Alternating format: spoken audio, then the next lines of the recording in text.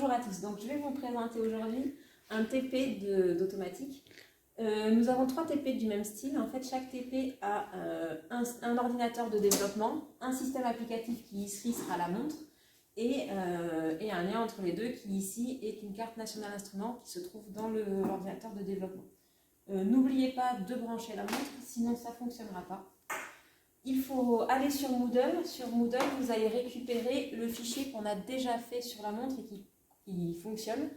Donc ce fichier-là, là je l'ai mis sur le bureau, mais vous pouvez le mettre où vous voulez dans votre ordinateur. Attention, il faut que l'arborescence n'ait pas d'espace entre les différents mots. Une fois que vous l'avez dézippé, vous pouvez l'ouvrir en cliquant dessus. Donc quand on l'ouvre, on tombe sur ce fichier-là.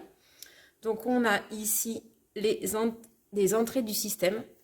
Donc un timer qui fait le temps et 4 boutons qu'on retrouve à cet endroit-là sur la montre. Vous avez 1, 2, 3, 4, les mêmes boutons qui vont être ces 4 boutons-là.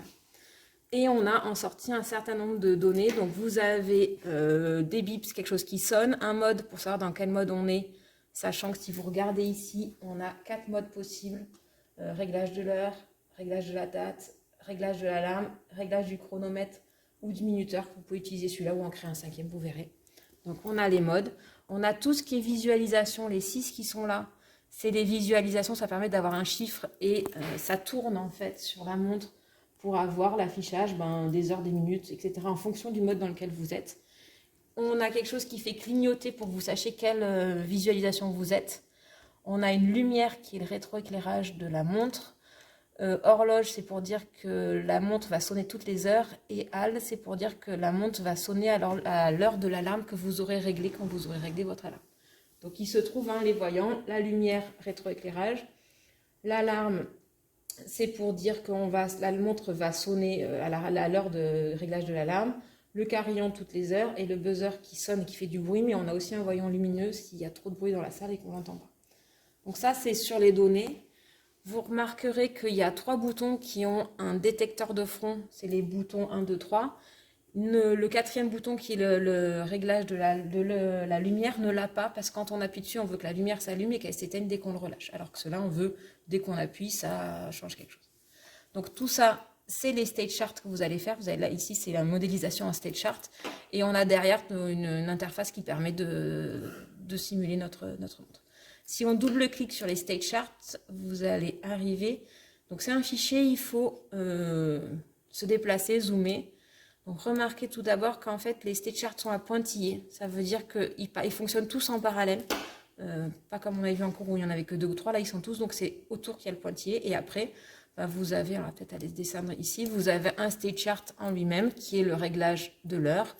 Donc les initialisations et puis à chaque fois les transitions avec les conditions.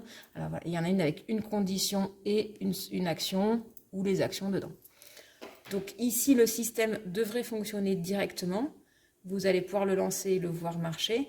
Après, on vous demandera de rajouter d'abord la gestion de la lumière, etc. Donc avec le fichier que vous avez récupéré, en cliquant sur Run in Real Time, alors ça va mettre un peu de temps, vous allez avoir. Et une fois que vous avez compilé, ici ça va écrire Running. Vous voyez le temps, là ça fait 9 secondes à peu près que ça tourne. Et vous avez le système qui marche. Donc vous avez ici... Premier mode heure, donc on a fait 27 secondes que ça tourne. Si je change par exemple de mode, là ça change de mode. Alors il n'y a que 2 modes. Donc là on est dans le réglage de la date. Je peux rentrer dedans et augmenter, etc. Et tout ce qu'on veut. Alors vous avez normalement moyen de voir la même chose sur le système. Si ce n'est que, et comme il gère l'affichage, il est un peu lent. Donc si vous voulez que ce soit plus rapide, vous restez là-dedans et vous voyez que là le temps décompte normalement. Quand vous rentrez dedans, on peut voir dans quel état on est. Donc là, on est dans la gestion de la date.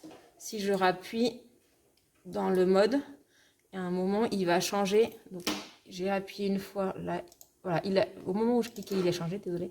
Là, il a changé. Et vous pouvez vous déplacer dans les blocs pour vérifier que ce que vous faites va bien. Donc moi, je vous conseille de vous mettre ici, de bouger. Si ça va, pas de souci. S'il y a un truc qui ne marche pas, re-rentrer dedans et essayer de voir à quel endroit il ne fait pas ce que vous aviez prévu qu'il fasse, pour essayer de vous débugger tout seul après, sinon n'hésitez pas à appeler l'enseignant qui est là.